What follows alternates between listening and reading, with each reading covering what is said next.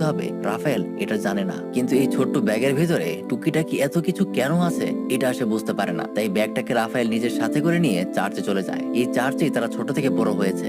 আমাদের দেশে যেরকম এতিম বাচ্চাদের জন্য মাদ্রাসা তৈরি হয়, সেরকমই ব্রাজিলে এই অঞ্চলটা এরকম চার্চে এতিম বাচ্চারা থাকে, যেখানে অলিভিয়া নামক একটা মেয়ে প্রতিদিন সেই এতিম বাচ্চাদেরকে বিনামূল্যে লেখাপড়া শেখাতে আসে। তবে কিছুদিন পরেই ওখানে অনেকগুলো পুলিশের গাড়ি চলে আসে, আর বুঝতেই পারছেন তারা এখানে কেন এসেছে। সেখানে পুলিশের লোকেরা ওখানকার প্রত্যেকটা লোকেদেরকে 20 রিয়াল করে দেয়। তারা বলে যে তারা একটা মানি ব্যাগ খুঁজছে, যে ওটাকে খুঁজে আনতে পারবে তাকে 1000 রিয়েল পুরস্কার দেওয়া হবে। যেটা জানতে পেরে রাফায়েল আর গার্ডো কিছুটা অবাক হয়। এই অফিসারের নাম আসলে ফেডরিকো, আর ওখানে গার্ডো ফেডরিকোকে জিজ্ঞাসা করে ওই মানি ব্যাগের মধ্যে আছেটা কি। সে জানায় ওটাই নাকি একটা অপরাধীর অপরাধমূলক কাজের প্রমাণ আছে। তবে তখন রাফায়েলের দিকে তাকিয়ে ফেডরিকোর কিছুটা সন্দেহ হয়, কিন্তু সেই বিষয়টাকে তেমন গুরুত্ব দেয় না। রাতের বেলা গার্ডো রাফায়েলকে এই ব্যাগটা পুলিশদেরকে ফিরিয়ে দিতে বলে, যার বদলে তারা 1000